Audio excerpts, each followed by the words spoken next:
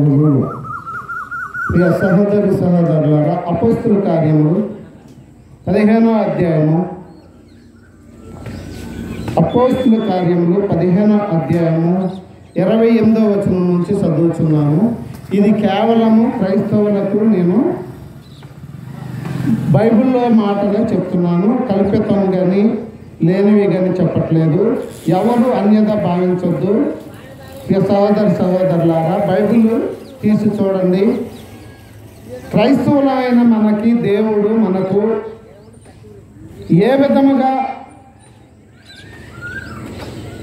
భారము మోపకుండా దేవుని ప్రణాళికను ఎలా నిర్వర్తించాలి, ఎలా చేపట్టి ఉండాలి అన్నది మనకు తెలియపరుస్తున్నాడు. కనుక అపోస్తుల కార్యములు 15వ అధ్యాయము 28వ వచనము చదువుతున్నాను. విగ్రహములకు అర్పించిన వాటిని, రక్తమును, గొంతు పిసికి చంపిన దానిని, జారత్వమును విసర్జింపవలెను. ఈ ఆవశ్యమైన వాటికంటే ఎక్కువైన ఏ భారము మీ మీద మోపకూడదని పరిశుద్ధాత్మకును మాకును తోచెను. వీటికి దూరముగా ఉండుటకు జాగ్రత్త పడితిరా, అది మీకు మేలు, మీకు క్షేమము కలుగును గాక. ప్రియ సహోదరి సహోదరులారా, దేవుని వాక్యము లిఖింపబడిందంటే మనుషుల ఏర్చ వలన లిఖింపబడినది కాదు, మనుషులు రాసినది కాదు. దేవుడే పరిశుద్ధాత్మకుడిని మనుషుల చేత రాయించినది కనుక మనము అర్థం చేసుకోవాల్సింది ఏంటంటే, దేవుడే ఈ వాక్యమును మనకి ఇచ్చాడు. మనుషుల ఏర్చ వలన, మనుషుల ఆలోచన వలన పుట్టినది కాదు గ్రంథంలో ఏ మాటను. ప్రియ సహోదరి సహోదరులారా, అబ్రహామంత భక్తి మీరు చేయలేరు, కానీ అబ్రహామంత భక్తి మీరు చేస్తే, అలాగ ఉండాలని మీరు ప్రయత్నిస్తే బాగుంటుంది అని దేవుని వాక్యము మనకి తేటగా చెప్తున్నది. అలాగే భక్తులు మనకి ఉదాహరణగా చూపించారు కనుక అంత భక్తి మీరు చేయలేకపోతే ఇవి చేయండి. అందుకే మీకు భారం పెడతలే మీ మీద. విగ్రహంలోకి అర్పించిన వాటిని, రక్తమును, గొంతు పిసికి చంపిన దానిని, జారత్వమును విసర్జింపవలెను. జారత్వం అంటే, ప్రియ సహోదరి సహోదరులారా, మనలో ఉన్న జారత్వమును విసర్జిస్తే ఈ అవశ్యమైన వాటికంటే ఎక్కువైన ఏ భారము మీ మీద మోపకూడదని పరిశుద్ధాత్మకును మాకును తోచెను. వీటిగా దూరంగా ఉండమని చెప్తున్నాడు దేవుడు. దేవునికి మీ మీద ఏ భారం పెట్టకూడదని ఈ 4 అంశాలు, ఈ 4 మాటలు మీకు చెప్పారు. జారత్వం అంటే ఏంటి అన్నది ముఖ్యంగా మనము చూసుకోవాలి. ఇవన్నీ మనము మన పితరుల పారంపర్యాచారం బట్టి మనము చేసుకుంటూ వస్తున్నాము. వాక్యమును విసర్జించి పితరుల పారంపర్యాచారం చేస్తున్నాము కనుక వీటికి దూరంగా ఉండమని చెప్తున్నాడు దేవుడు. జారత్వము అనగా నీలో అనేకమైన దుష్ట మనసు, దేవునికి వ్యతిరేకమైన పనులు చేస్తావు. జారత్వం అంటే దేవునికి ఇష్టం లేనివి అన్నీ వస్తాయి. దొంగతనం వస్తుంది, లోపితనం వస్తుంది, చెడ్డతనం వస్తుంది, వ్యభిచారం వస్తుంది, హేయమైన క్రియలన్నీ జారత్వములు ఉన్నాయి కనుక ఈ జారత్వమును విసర్జించితే మనలో ఉన్న అసూయ, కుళ్ళు, దేహము, అసూయ, ద్వేషము ఇవన్నీ విసర్జించాలి మనం. ఇవి జారత్వం మనకు సంబంధించినవి. మనలో జారత్వము పోవాలి. అలాంటి సులువైన మార్గం మనకి ఇచ్చి వీటిని మీరు జాగ్రత్తగా గైకొని వాటికి దూరంగా ఉంటే మీకు మేలు, మీకు క్షేమం అని దేవుడు మనకి తేటగా చెప్తున్నారు. ఇంతకంటే మీ మీద భారం ఏమీ మోపట్లేదు. ప్రియ సహోదరి సహోదరులారా, దేవుని వాక్యమే చెప్తుంది. దేవుని మాటలు ఇవి. అపోస్తుల కార్యం చెప్తున్నది. ప్రియ అంత బాధలు మనం పడవలసిన లేదంట, అంత కష్టం మనం పడవలసిన లేదంట. జారత్వం అంటే ముందుగా ఒకటి మనలో నుంచి తీసివేస్తే బాగుంటుంది. మన పక్కంట వారు కానీ, మన పొరుగు వారు కానీ, మన ఎదుటి వారు కానీ ఎవరైనా బాగుపడినప్పుడు వారికి కలిమి కలిగినప్పుడు, వారి అభివృద్ధి చెందినప్పుడు వారి మీద మన అసూయ పడకుండా వారి పట్ల మనము సంతోషాన్ని వ్యక్తం చేస్తే, ఆ సంతోషాన్ని వ్యక్తపరిస్తే మనలోని జారత్వము 90% పోయినట్లు. ఎందుకంటే మనలో ఎక్కడి నుంచే ప్రారంభం అవుద్ది. ఎదటి వాని అభివృద్ధిని చూడలేక, వార్చలేక మనలో అసూయ, దేహము, అసూయ, కలహము, ఇవన్నీ, ద్వేషము, ఇవన్నీ మనలో నుంచి వస్తాయి. అవన్నీ మనము తీసివేసి మన ఎదుట వారు బాగుపడినప్పుడు మనము సంతోషిస్తే మనము దేవుని ఆజ్ఞను మనము అంగీకరించిన వారం అవుతాము. దేవుని చెప్పిన మాటలు మనము దేవుని మాటలు జాగ్రత్తగా విన్నవారం అవుతాం. కనుక అవి చేస్తే దేవుడు మీకు క్షేమం అని చెప్తున్నాడు. భారం ఏమి మీ మీద మోపకూడదని పరిశుద్ధాత్మకును మాకును, అంటే అపోస్తులు చెప్తున్న మాట ఇది. అపోస్తుల ద్వారా దేవుడు చెప్తున్న మాట. వారికి తోసిందంట జారత్వమును వదిలేయాలి. జారత్వము వదిలేయాలంటే ఎదట వారు బాగున్నప్పుడు, అభివృద్ధి చెందినప్పుడు వారిని చూసి, వారి మంచితనం చూసి, వారి అభివృద్ధిని చూసి మనం సంతోషించాలి, మనం ఆనందించాలి.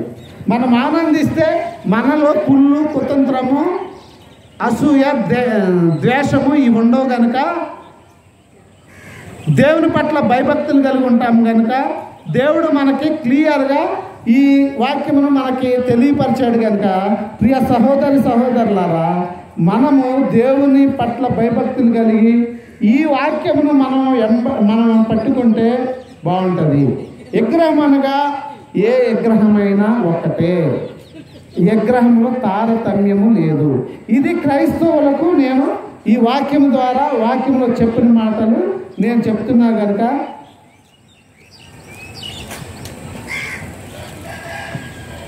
ఈ విధానం ఏంటంటే, ఇది ఎందుకు చెప్తున్నానంటే, ఈ కూడికి ఒక తీర్మానం ఏంటంటే, సంతోషం కలిగి జీవించాలన్నదే, దేవుని పట్ల సంతోషం కలిగి, ఆనందం కలిగి జీవించాలన్నదే ఈ ప్రణాళిక. దేవుడు మనకిచ్చిన చక్కని వాక్యము, చక్కని మాటలు మన మీద భారం పెడతలా. అబ్రహాము మీద పెట్టిన భారం, అబ్రహాము మీద మోపిన భారం మనకు మోపట్ల. యోబు మీద మోపిన భారం మన మీద మోపట్ల. మోషే మీద పెట్టిన భారం మన మీద మోపట్లేదు. సులభంగా మనము ఈ 4 అంశాలు మనము గుర్తు చేసుకుంటే చాలు. విగ్రహంలో అర్పించిన వాటిని, రక్తమును, గొంతుకు పిసికి చంపిన దానిని, జారత్వమును విసర్జింపవాలనంట. ఈ 4 మాటల్ని మనము గ్రహిస్తే, ఈ మాటలను మనము గుర్తుపెట్టుకుని జాగ్రత్తగా ఉండి మనలో నుంచి ఈ 4 తీసేస్తే పరిశుద్ధాత్ముడు మనకి మేలని చెప్తున్నాడు, క్షేమమని చెప్తున్నాడు, దేవుని రాజ్యము మనకు దొరుకుద్దని చెప్తున్నాడు. కనుక ప్రియ సహోదరులారా, ఎంత కష్టం నుంచి ఎంత మరి తక్కువగా మనకి దేవుడు బోధిస్తున్నాడు అన్నది మనకు అర్థమవుతుంది. అబ్రహాము విశ్వాసులకు తండ్రి. ఆయన ఆ విశ్వాసము, నిరీక్షణ ఎంతో కాలం ఉంది కనుక ఆ నిరీక్షణ బట్టి ఆయన విశ్వాసకు తండ్రి అయ్యాడు. కానీ మనకైతే ఆవగింజంత విశ్వాసం ఉంటే చాలని చెప్తున్నాడు దేవుడు. ఆవగింజంత విశ్వాసం అంటే మనకు ఉంటే చాలు, మీరు ఏది అడిగినా అది జరుగుద్ది అని చెప్తుంది. దాని అర్థం ఏంటంటే, మనలో ఆవగింజంత విశ్వాసము ఉంటుంది. కానీ ఆ విశ్వాసమునకు మించిన అవిశ్వాసం మనలో టన్నులు ఉంటుంది. అవిశ్వాసం మనలో టన్నులు ఉంటుంది కనుక అవిశ్వాసం లేకుండా ఉంటే చాలు, చిన్న ఆవగించంత విశ్వాసం ఉంటే చాలు. అంటే మనలో దాని అర్థం ఏంటంటే అవిశ్వాసం అన్నది లేకుండా దేవుడు నా పట్ల మంచి కార్యం చేస్తాడు, దేవుడి పట్ల నేను ఆయన చెప్పినది చేసుకుంటూ వెళ్తే చాలు, విశ్వాసం ఉంచితే చాలు, నీవు ఏది అడిగినా నీకు ఏది అడిగినా అది దొరుకుద్దన్న విశ్వాసం నీలో ఉంటే దొరుకుతుంది. ఆ విశ్వాసం ఏమై ఉండాలంటే ఆయన క్రియల చొప్పున ఆయన ప్రేమ చొప్పున ఉండాలి, ఆయనకి ఇష్టమైనదిగా మనము ప్రవర్తించాలి. అప్పుడు అవన్నీ మనకి దొరుకుతాయి. కనుక ప్రియ సహోదరి సహోదరులారా, ఈ వాక్యమును గమనించండి, వాక్యమును చేత పెట్టుకోండి. భారం ఏమీ పెట్టలేదంట దేవుడు. ఏమని చెప్తున్నాడు ప్రకటన గ్రంథంలో? మీ మీద అంత భారము మోపకూడదని చెప్తున్నా. భారము కాకుండా మీరు పట్టుకున్న దాన్ని చేపట్టుకున్న మీ క్రియల చెప్తున్న మీకు ప్రతిఫలము నేను ఇస్తానని చెప్తున్నాడు. ఏ ప్రతిఫలము? మనము ఏ క్రియలు చేస్తే ఆ క్రియలకు ప్రతిఫలం మనకు దొరుకుద్ది. మంచి చేసామా మంచి దొరుకుద్ది, చెడు చేసామా చెడు దొరుకుద్ది. కనుక దేవుడు మనకేం చెప్పాడంటే మంచి చేయండి, నశించిపోవద్దు, యజబేలుని మనలో ఉంచుకోవద్దు. యజబేలు స్వభావం కలిగి ఉంటే మనము దుష్టత్వంలోనికి జారత్వంలోనికి దిగిపోతాం. కనుక అట్టి జారత్వము, యజబేలు ఉన్న జారత్వం మనలో ఉండకూడదని, యజబేలు స్వభావం మనలో ఉండకూడదని దేవుడు మనకు తేటగా తెలియపరుస్తూ, యజబేలు ఏం చేసింది? క్రైస్తవులను మార్చేసింది, క్రైస్తవులను విగ్రహారాధికులుగా చేసేసింది. ప్రియ సహోదరి సహోదరులారా, ఇవి నా మాటలు కాదు, బైబిల్లో మాటలే చెప్తున్నాను. నేను సొంతంగా ఊహించుకుని చెప్పే మాటలు కాదు. గనుక మనము దేవుని పట్ల భయభక్తులు కలిగి ఆయనను మనం ఆరాధిస్తే బాగుంటుంది. మరి మనము దేవుడు మనకు సులువైన మార్గాలు మనకి అందిస్తున్నాడు కనుక ఆ వాటిని బట్టి మనం నడుచుకోవాలి. కనుక మరి దేవుణ్ణి ఆరాధించాలంటే, దేవుణ్ణి ప్రార్థించాలంటే, దేవుని కొనియాడుకోవాలంటే మరి మనకి అన్ని సుఖాలే ఉంటాయి, అన్ని దేవుని కార్యాలు మనకు జరుగుతాయి అని వాక్యము చూపించి చెప్తారు. అయితే వాక్యము ఏం చెప్తుందంటే మనకి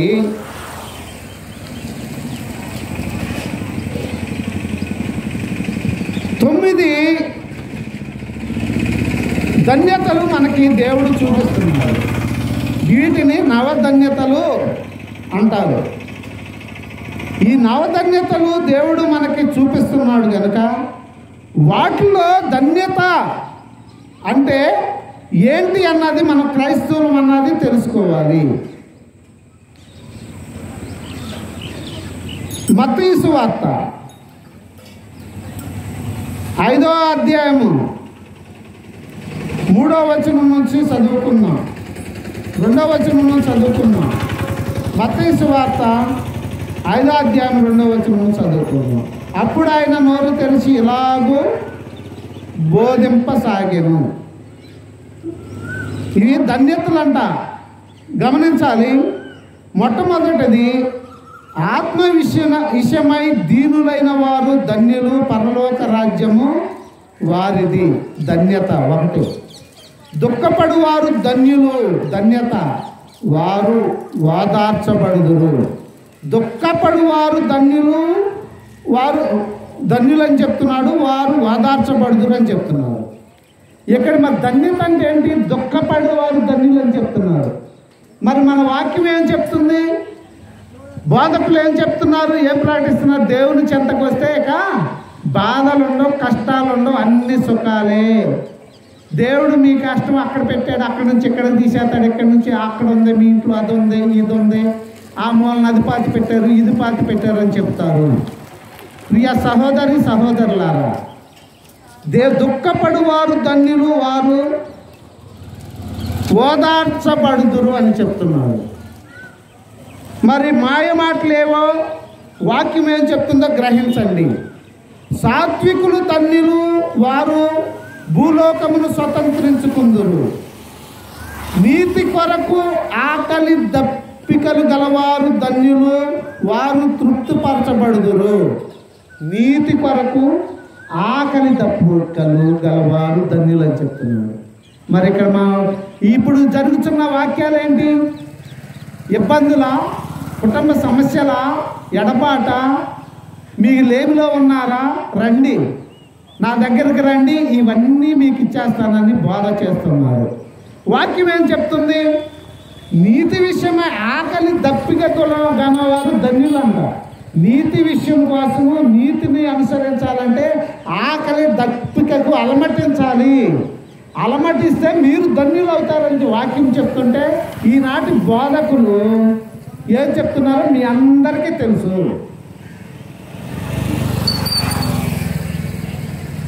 7వ వచనం, కనికరము గలవారు ధన్యులు, వారు కనికరము పొందుదురు. కనికరము గలవారు ధన్యులు అంటే, కనికరము గలవారంటే కనికరము కనికరం ఎవరికి పొందుద్ది? దీనత్వం ఉన్నవారు పొందుద్ది, కష్టపడేవారు పొందుద్ది. వీళ్ళు ఏంటి, వీళ్ళు ఎంత బాధపడుతున్నారు, ఎంత శ్రమ పడుతున్నారు, అయ్యో అయ్యో అని మనము కనికరం పొందుతాం. అంటే వాళ్ళు ఎంత శ్రమ పడుతున్నారు, ఎంత బాధపడుతున్నారు, ఎంత ఓర్చుకుంటున్నారు అన్న ఉద్దేశం అన్నమాట. వాళ్ళని చూస్తే మనకి కనికరము కలుగుద్ది. అలా ఓర్చుకోవాలి. బాధ, హింసలు అన్ని తట్టుకుంటేనే దేవుడు ఏమంటున్నాడంటే వారు ధన్యులు, వారు కనికరము పొందుదురు అని చెప్తున్నాడు. హృదయ శుద్ధి గలవారు ధన్యులు, వారు దేవుని చూసెదరు. హృదయ శుద్ధి ఉంటే దేవుని చూస్తారు.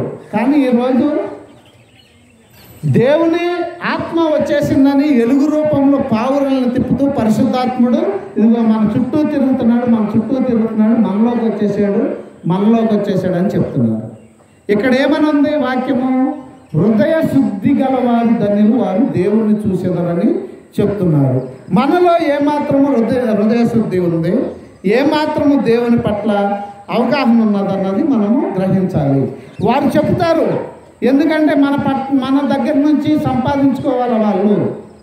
వాళ్ళ బాగేసులు నెరవేర్చుకోవడానికి కల్పనా వాక్యాలు చెప్తారు, మన దగ్గర నుంచి దోసుకోవాలని చెప్తారు. వాక్యం అందుకే మార్చి చెప్తున్నారు, దోసుకునట కోసము వాక్యం మార్చి చెప్తున్నారు. అలాగే 9వ వచనం, సమాధాన పరచువారు ధన్యులు, వారు దేవుని కుమారులు అనబడుదురు. ఎప్పుడు సమాధానంతో ఉండాలి, సమాధానపరచాలి.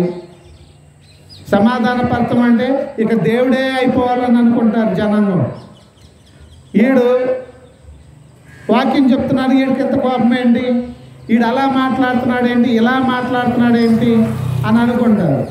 మనం మానవులం, మనం ఎలా ఉంటామో లోకరీతిలో అలాగే ఉంటాం.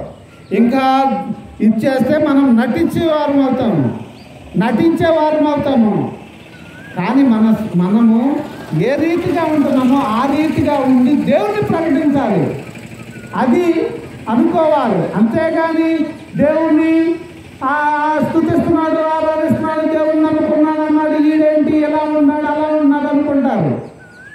అది మనం వంగి నమస్కారాలు పెడితే అది నటించినట్లయితే మనస్ఫూర్తిగా పెట్టే నమస్కారాలు కాదవి. మన ప్రవర్తన బట్టి మనం నీతిగా బ్రతుకుతున్నామా లేదా అన్నది జనాలకి కనపడేటట్టు మనం బ్రతకాలి. కానీ అది వంగి నమస్కారాలు పెట్టి నటిస్తే కుదరదు.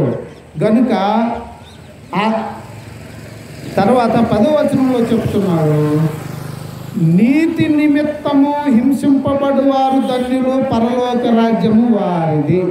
హింస ఉంటుందంట. దేవుని ప్రార్థిస్తే హింస, దేవుని కొనియాడితే బాధలు, దేవుని ప్రార్థిస్తే కష్టాలు,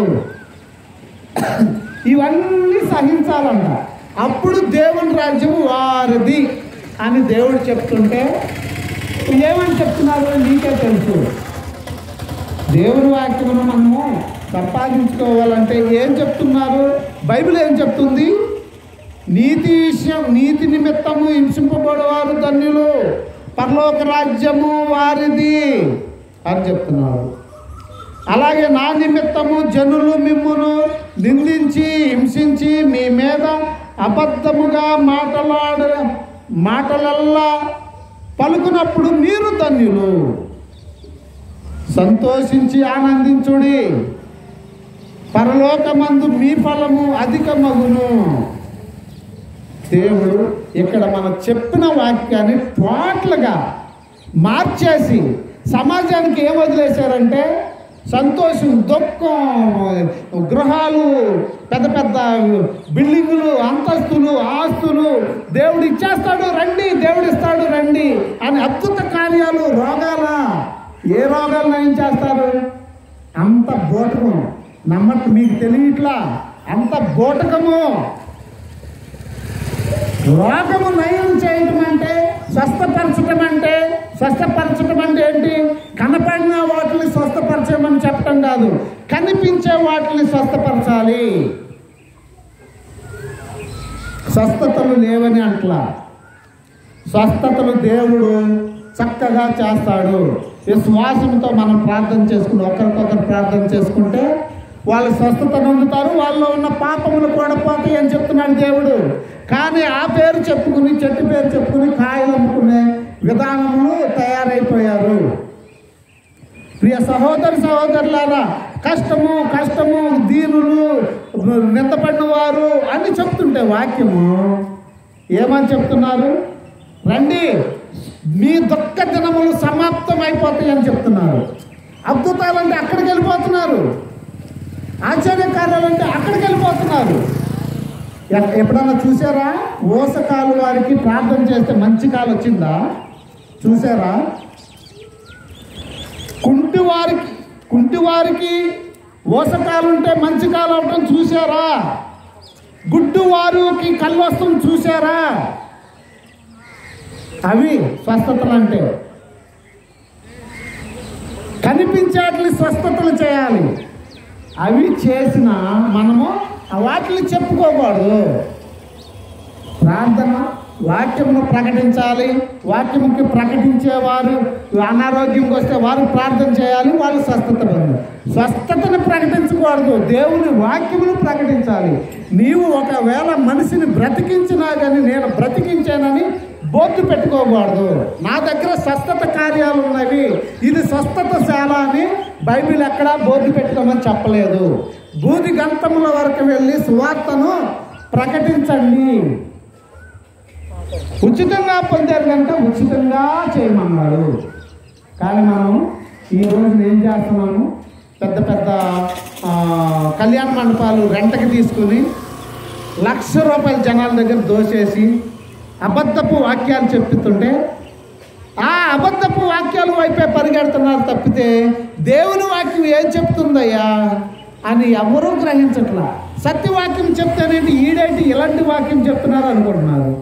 మరి ఈ దేవుడు 9 ధన్యతలు ఇచ్చాడు. నవధన్యతలు అంటే అర్థమవుతాయి. ఇప్పుడు అర్థమే మనకి ఈ భాషలో వచ్చేసినాయి కదా నవరత్నాలు అనే భాష వచ్చేసింది. అందుకని ఆ భాషలో చెప్పిన అర్థమవుతామని నవధన్యతలు అని చెప్తున్నా. ఆ నవధన్యతలన్నింటిలో బాధలు, కష్టాలు, హింసలు ఇవన్నీ భరిస్తేనే దేవుని రాజ్యం నేను మీకు ఇస్తాను అని చెప్తుంటే సుఖభోగాలు ఉన్నవి, అద్భుతాలు ఉన్నవి, నా దగ్గరికి రండి.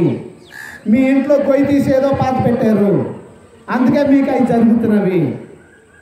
అలాంటి అబద్ధపు బాధ చెప్తే అక్కడికి పరిగెడుతున్నారు. ప్రార్థన సాపులు అంటున్నారు, ప్రార్థన సాపులు కొనుక్కుంటున్నారు. ప్రార్థన కచ్చేపులు అంటే ప్రార్థన కచ్చేపులు కొనుక్కుంటున్నారు. వాటి వల్ల ఏమీ లేదు. నీ హృదయ శుద్ధి కావాలి.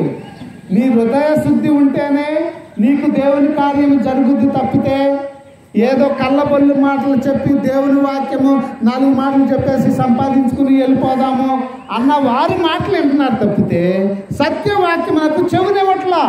ఎందుకంటే దేవుడే చెప్తున్నాడు, మనమే దురద చెవులంట. మన దురద చెవులకి మనకి నచ్చినట్లు మనల్ని నీ అంతటోడు లేడు, నీవే గొప్పడు అని చెప్పే పాస్టర్లు కావాలి మనకి. మనం అలాంటి వాళ్ళని తెచ్చుకుంటాము. నేను వాక్యం ఉన్నది ఉన్నట్లు చెప్తే నచ్చదు. ఈ నా గురించే చెప్పాడు ఈ అయ్యగారు, నా గురించే ఇలా మాట్లాడుతున్నాడు. జాగ్రత్తము చేస్తున్నారా? జాగ్రత్త అంటే ఆడు వ్యభిచారించి వస్తాడు, ఆడు వ్యభిచారం చేస్తున్నాడు, జాగ్రత్త, దేవుడిని శిక్షిస్తాడంటే అది తప్పు. తప్పుని దండించకపోతే ఎవరు దండిస్తారు? దానికి శిక్ష ఉంటుంది. కానీ దేవుడు తప్పు చేసినా మీరు మారండి, మీరు వ్యభిచారించారా, జోదమాడారా, మందుతో బతులయ్యారా, పాపం చేశారా, హత్య చేశారా, మీ అందరికీ నేను క్షమాపణ ఇస్తాను నా దగ్గరికి వస్తే అని చెప్తున్నాడు. అందుకోసమే ఈ వాక్యం అంతా. మీరు మారండి, ఎలాంటి కరుడు కట్టిన విధానం ఉన్న మీరు మారండి, నా దగ్గరికి రండి, ప్రభువా నన్ను క్షమించండి, నన్ను దీవించండి, నా పాపం నీ ముందు ఒప్పుకున్నాను అని పశ్చాత్తాపడితే ఎలాంటి వాడినైనా దేవుడు మారుస్తాడు. కానీ మనం అవివేకులం, క్రైస్తవులమై అవివేకంగా బతుకుతున్నాము. ఆయనే పిలుచుకుంటాడులే, పిలుచుకున్నప్పుడు ఆయన ఆరాధిస్తాలే, ఆయన స్తుతిస్తాలే, ఆయన అనుకుంటున్నారు. దేవుడు పిలిచే కాలం అయిపోయింది. ఇప్పుడు మనకి ప్రతి ఒక్కరి చేతిలో బైబిల్ వచ్చింది. ఆ బైబిలే దేవుడు మన చేతిలోకి వచ్చేసిన తర్వాత దేవుడిని తెలుసుకోవాలంటే ఆయన ముందర, ఆయన సన్నిధికి వెళ్ళి, లేకపోతే నీ ఇంట్లోనే మోకరించి, అయ్యా నేను మారాలి, ఈ వ్యసనాలు వదిలేయాలి, ఇవన్నీ నేను లోకాచారంగా ఉండను, లోకం నాకు వద్దయ్యా, నీవు నా జీవితంలో కావాలి అని ప్రార్థిస్తే, కొనియాడితే దేవుడు కంపల్సరీ మారు మనసుని ఇస్తాడు కనుక మరి మనము దేవుడి పట్ల భయభక్తులు కలిగి ఆ విధంగా అడిగితే దేవుడు మనకి కృపనిస్తాడు, మారు మనసునిస్తాడు, పశ్చాత్తాపాన్ని ఇస్తాడు. కనుక ఎలాంటి కరుడు కట్టిన వారైనా, నరహంతకులైనా, వ్యభిచారులైనా, ఎవరికైనా దేవుడు అవకాశం ఇచ్చాడు. కనుక ప్రియ సహోదరులారా, మరి దేవుని చెంతకు రావాలని ఈ వాక్య ఉపదేశము. నాలాంటి వాడు ఎలాంటి వాడినో నీ ఊరందరికీ నేను తెలుసు. మరి ఎలాంటి త్రాగుబోతుని, ఎలాంటి జోదగాడిని, ఎలా బ్రతుకుతున్నాను అన్నది మీ అందరికీ తెలుసు. నేను గొడవలుగాను అలాంటి జీవితం నుంచి దేవుడు నన్ను మార్చాడు. ఎలా మార్చాడు? నేను దేవుని దగ్గరికి వెళ్ళి పశ్చాత్తాపడాను. పశ్చాత్తాపంతో దేవుణ్ణి అడిగాను, ప్రార్థించాను, నామకాగా ప్రార్థించా. అది అందరు ప్రార్థిస్తున్నారు అన్నట్టు ప్రార్థించా, మారు మనసు రాలా. అలా 5 సంవత్సరాలు చేశా, రాలా. గుడికి వెళ్తున్నా, ప్రార్థన చేస్తున్నా, వస్తున్నా, మారు మనసు రాలా. కానీ ఖచ్చితంగా ఆయన ముందు మోకరించి పశ్చాత్తాపంతో పాపములన్నీ ఒప్పుకొని, మన పాపములను ఒప్పుకొని ఆయన దగ్గర ఆయన వెంబడిస్తూ ఉంటే మనలో దేవుడు మనకి మారు మనసునిస్తాడు. ఒప్పుకున్నాంలే అని వదిలేసి గుడికి వెళ్ళిపోకుండా, ఆ వాక్యం చదవకుండా, ప్రార్థన చేయకోకుండా ఉంటే దేవుడు పట్టుకోడు. మనము దేవుడు మనకి కావాలంటే మారు మనసు పొందిన తర్వాత కూడా ఎప్పుడూ దేవుడిని స్మరిస్తూ ఉన్నా. నీకు చదువు రాదా? పాటల ద్వారా స్తుతించు, ప్రార్థన ద్వారా కొనియాడు, వాక్యములు ఈ రోజులు యూట్యూబ్లో ఈ బోల్డన్ని వాక్యాలు వచ్చేసినాయి. ఎక్కడ ఆరాధన అక్కడికి వెళ్ళు, ఏది మంచి వాక్యం, ఏది చెడు వాక్యం తెలుసుకుంటాం కూడా మన బాధ్యతే. మీ ప్రత్యేకంగా దేవుడు ఇక్కడ ఈయన దొంగ వాక్యం చెప్తున్నాడు, ఈయన మంచి వాక్యం చెప్తున్నాడని ఎక్కడ చూపించడు. మంచి చెప్తున్నారా, చెడు చెప్తున్నారా అన్నది మనము గ్రహించాలి. వాక్యం గ్రహించాలి, బైబిల్ చదువుకుని గ్రహించాలి. ప్రియ సహోదరులారా, మరి ఈ వాక్యమును బట్టి మనము తెలుసుకోవాల్సిందిగా దేవుని పేట మనం చేస్తున్నాము. దేవుడు మనకి కావాలంటే దేన మనసు కావాలి, దయాలత్వం కావాలి, కష్టపడాలి. ఇవన్నీ పొందితేనే దేవుని రాజ్యం మనకు వస్తుంది. మీ అందరికీ నేనే సాక్షి. దేవుడి పట్ల భయభక్తులు కలిగితే దేవుడు ఎలా మారుస్తాడు, కుటుంబాలను ఎలా దిద్దుతాడు, కుటుంబం పట్ల దేవుని ప్రణాళిక ఎలా ఉంటుంది అన్నది మనకి తేటగా తెలుస్తుంది. కనుక ప్రతి ఒక్కరము ప్రతి ఒక్కరము దేవుని పట్ల భయభక్తులు కలిగి ఉండాలి. ఎందుకు చెప్తున్నానంటే ప్రియ సహోదరి సహోదరులారా, దేవుడు నాకు మారు మనసునిచ్చాడు, నా ఆత్మను రక్షించాడు కనుక నా తోటి సహోదరులు, నా తోటి గ్రామస్తులు, నా తోటి వారందరూ దేవుని తెలుసుకుని పశ్చాత్తాపడి నిజముగా దేవుని స్తుతిస్తే, ఆరాధిస్తే ఆయన రక్షిస్తాడు కనుక నా తపన. దేవుడు నన్ను మార్చాడు. దేవుడు నాకు ఇచ్చిన ఆలోచన ఏంటంటే, నీవు మారేవు కనుక నీవు కూడా కొన్ని ఆత్మలను రక్షించడానికి పనిచేయి. ఆత్మలను రక్షించడానికి పనిచేయాలంటే ఏ విధంగా పనిచేయాలి అన్నది దేవుడు నాకు ఇచ్చాడు. వాక్యము ఎలా తప్పుదావని వెళ్తుంది, ఎందుకు తప్పు చెప్పాల్సి వస్తుంది అన్నది దేవుడు నాకు ఆలోచన ఇచ్చాడు. డబ్బుల గురించి ఆలోచిస్తాము. డబ్బులు మన అవసరతలని చెడు మార్గాన్ని నడిపిస్తే కనుక ఆ డబ్బులు సంపాదించుకోవాలంటే ఎవరిని గద్దించకూడదు. చక్కని మాటలు, తీయని మాటలు చెప్పుతూ, కథలు చెప్పుతూ కాలం గడిపేస్తూ సంపాదించుకునే విధానం ఉంటేనే కనుక ఆ డబ్బులు పక్కన పెట్టేస్తే, ఆ డబ్బుల గురించి, ఆ కానుకల గురించి ఆలోచించుకొని ఉంటే సత్యవాక్యమును మనము చెప్పగలుగుతాము. వాక్యము ఏది చెప్పిందో అదే చెప్తాం కనుక కానుకలను పక్కన పెట్టి కానుక రూపాయి తీసుకోకుండా దేవుని సువార్త చేయాలన్న నినాదంతో చేస్తున్నా తప్పితే నేను ఉచితంగా చేస్తున్నానని నా గొప్పలు చెప్పుకోవడానికి ఈ సువార్త చేయట్లా. కేవలము డబ్బులు వలనే సువార్త మార్చి చెప్తున్నారు కనుక ఆ డబ్బులు తీసుకోకుండా సువార్త చెప్తే సత్య సువార్తను మనం వినిపించే వారం అవుతామన్న ఉద్దేశంతో కేవలము ఈ సువార్తను ప్రకటిస్తున్నాను. ఎవరి దగ్గర ఏది ఆశించకుండా దేవుని దగ్గరే ఆశిస్తున్నాను. దేవుడు నాకిచ్చిన ధన్యతను బట్టి, నాకిచ్చిన విధానాన్ని బట్టి కొన్ని ఆత్మలను రక్షించాలన్న తాపత్రయంతోనే, ఎవరి మీద ద్వేషంతో కాదు, ఎలాంటి వారినైనా మార్చాలి. నా ధ్యేయం ఏంటంటే, నేను ఎలా బ్రతికేవాడిను, నేను మారాను, నేను చెప్పుతూ ఉంటే ఈడు మారగాలేంది, నేను మారలేనా అన్న ఆలోచన వస్తుందన్నది కూడా నా ఆలోచన. ఇలాంటి దుర్మార్గుడు మారాడే, ఆడికంటే నేను 100 రెట్లు బెస్ట్ కదా, ఆడు మారాడు, నేను మారటానికి పెద్ద ఇదేంటి, దేవుడిని నమ్ముకుంటే బాగుంటుంది కదా అన్న ఆలోచన వస్తుందని కూడా మీకు నేను ఈ వాక్యమును ప్రకటిస్తున్నా. ప్రియ సహోదరి సహోదరులారా, దేవుని యొద్దకు రండి, సంతోషం ఉంటుంది. మద్యం దగ్గరికి వెళ్ళమాకండి, సంతోషం ఉండదు. మద్యం దగ్గరికి వెళ్తే బయట వారితో పండగ జరుపుకుంటాం, గొడవలో గోల. దేవుని దగ్గరికి వస్తే కుటుంబీకులతో పండగ జరుపుకుంటాము, ఆరాధన, కృతజ్ఞత, స్తుతి, దేవుణ్ణి ఎల్లప్పుడూ మన గృహంలో ఉంచుకుంటాము. ఎంత వ్యత్యాసం ఉందో చూడండి. నేను అనుకున్నాను పండగ వస్తే చాలు, అక్కడికి వెళ్ళాలి, ఇక్కడికి వెళ్ళాలి, ఎంత మందు తాగాలి, ఎన్ని పుల్లులు తెచ్చుకోవాలి అని ఆలోచించుకొని ఇల్లునే ఒక మద్యపు షాప్గా మార్చేశా. పండగ అంటే అది అనుకున్నా, కానీ మన పతనం అనుకోవాలా. అది మన పతనం అనుకుంటే ఎప్పుడో మారుతాం మనం. కనుక ప్రియ సహోదరి సహోదరులారా, మన పతనము మన వ్యసనము, మన పతనము మన జోదము, మన పతనము అనేకమైన లోక ఆచారాలు. కనుక ఈ ఆచారాలను, ఈ లోక విధానాలను మనం వదిలేస్తే, ఈ లోక భోగభాగ్యములను వదిలేస్తే దేవుడు మనకు అంత మించిన భోగభాగ్యాలు మనకు అందిస్తాడు.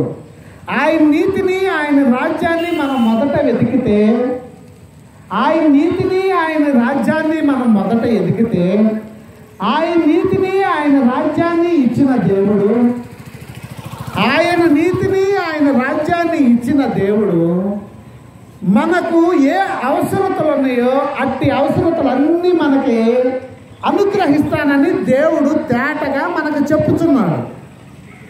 కానీ మనం ఏం చేస్తున్నామంటే నీతిని, రాజ్యాన్ని వదిలేస్తున్నాము. తర్వాత ఇస్తానన్నవన్నీ అడుగుతున్నాం కనుక మనం పొందలేకున్నాము. ప్రియ సహోదరి సహోదరులారా, నేను మన వాడుక భాషలోనే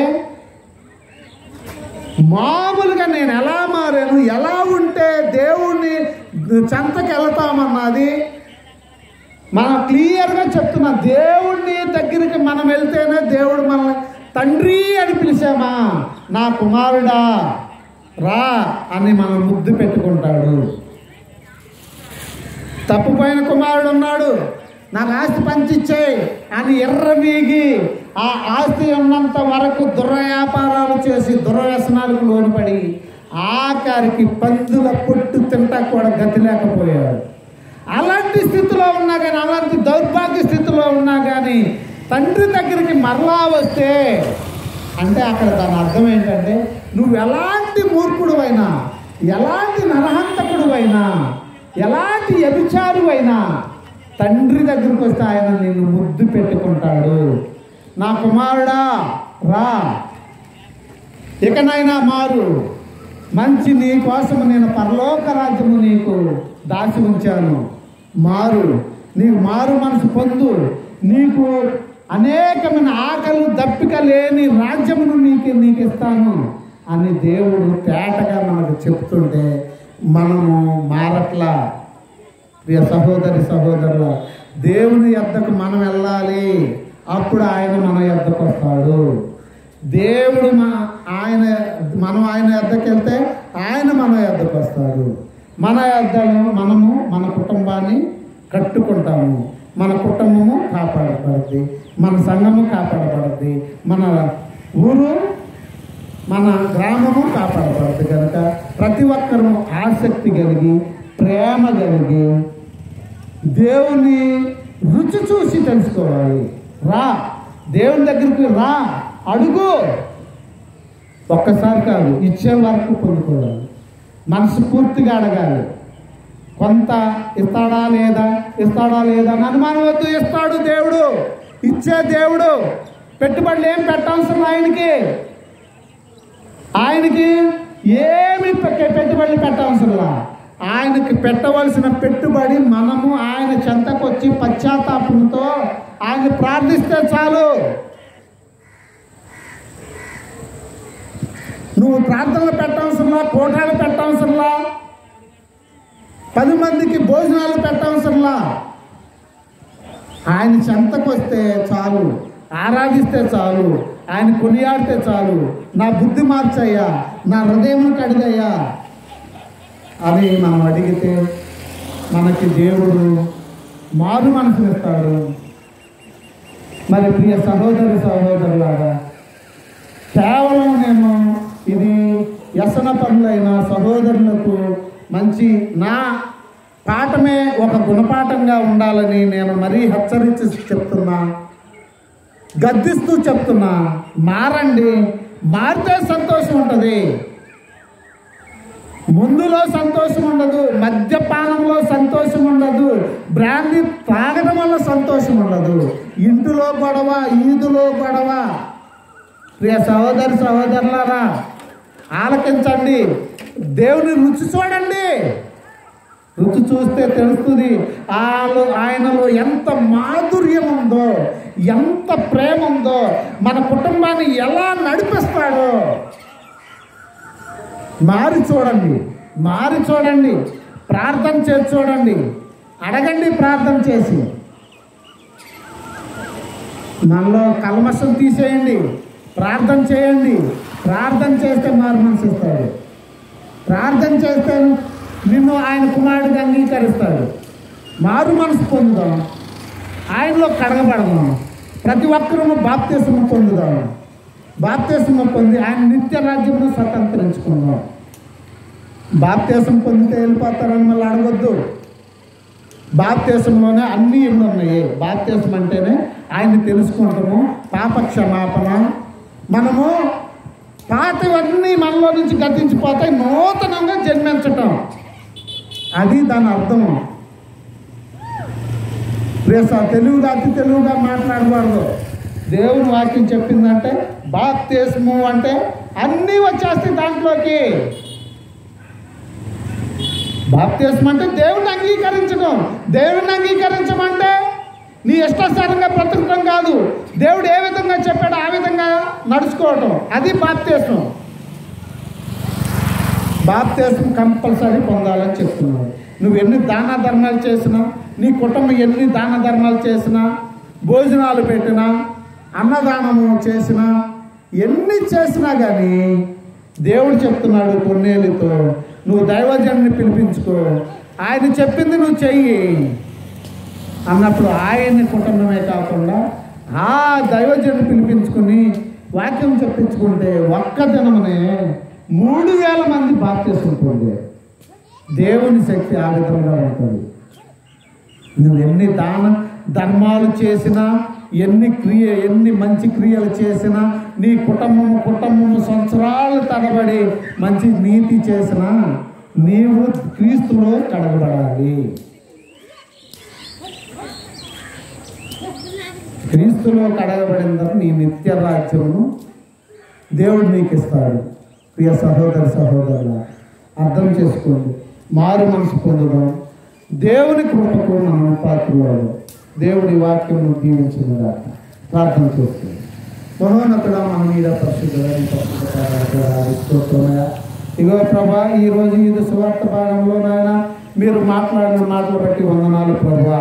ఇదిగో నాయన మాకు ఏ భారం, ఎక్కువైన భారం ఏమి పెట్టనన్నావు ప్రభా. విగ్రహాలకు అర్పించిన తినొద్దన్నావు ప్రభా, రక్తమును తినొద్దన్నావు ప్రభా, గొంతు పిసుకున్న వాటిని తినొద్దన్నావు ప్రభా. జారత్వమును వదిలేయండి. జారత్వము ఈ 4 వదిలేస్తే చాలు. మీ మీద ఇంకా నేను భారం పెడతలేదు, మీకు మేలు జరుగుద్దని మాకు సెలవిచ్చారు ప్రభా. వందనాలు ప్రభా. యెజబేలు స్వభావము మాలో నుంచి తీసివేయాలని చెప్పారు ప్రభా. యెజబేలుని నాయన మా దరిదాపులో ఉండకూడదని చెప్పారు ప్రభా. యెజబేలు అంటే అన్య సహవాసం కనుక ఆ సహవాసాలు చేయొద్దన్నాం ప్రభా. మీ పాదాల స్తోత్రం ఉంటుంది. ఇవన్నీ మాకు నేర్పావు ప్రభా. అవి అన్నిటిని మేము పట్టుకొని నీ వాక్యము నెరవేర్చుకుంటూ నిన్ను స్తుతించుకుని నిన్ను ధ్యానించుకునే భాగ్యం మాకు దయచేయమని యేసు శ్రేష్టమైన నామములో ప్రార్థన అడిగి పొందుకున్నాము తండ్రి. ఆమేన్. దేవుడు మనందరినీ దీవించును గాక. ఆమేన్. ఆమేన్.